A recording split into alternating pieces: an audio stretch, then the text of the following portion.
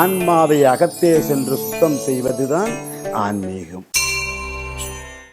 இப்ப அண்டத்தில் உள்ளதே பிண்டத்தில் இருக்கிறது, சமநிலையில் இருக்கணும். எப்படி இருக்கணும்? இப்ப எது அதிகம் எது கம்மி நம்மளுக்கு எப்படி தெரியும்? அப்ப பூதங்கள் 5ம் சங்கமிக்கணும். பாருங்க, 5 விரலையும் அப்படி வச்சு குமிச்சுக்கணும். 5 விரலையும் அப்படி குமிச்சுட்டு தலைக்கு மேல அப்படி தூக்கி தலையில வச்சுக்கணும்.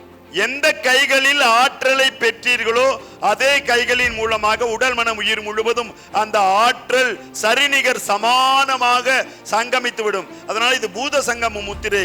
யதாஸ்தானம் இல்ல, ஜீவனில் கவனம், ஆன்மாவில் கவனம், சுவாசத்தில் கவனம். கண்களை மூடியவாறு.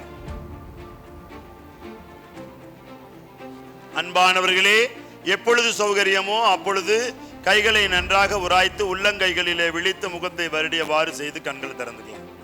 2 கைகளையும் செங்குத்தா அப்படி வச்சுக்குங்க. இப்படி வைக்காம செங்குத்தா வைங்க. 1 இன்ச்சுக்கு கொண்டு வாங்க. 1 இன்ச்சு அப்படியே முட்டக்கூடாது. 2 இன்ச்சுக்கு போங்க.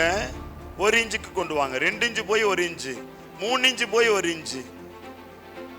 ஒரு கையை பிடிச்சு இன்னொரு கை இழுக்குதுங்களா? இதுதாங்க முத்திரை. கண்ணுக்கு தெரியாது, ஆனால் பிரபஞ்ச மகாசக்தி நமக்குள்ள ஊடுருவுதா? இதுதாங்க பிரபஞ்ச மகாசக்தியினுடைய ஆரோ. நமக்கும் ஒளிவட்டம் உருவாகும்.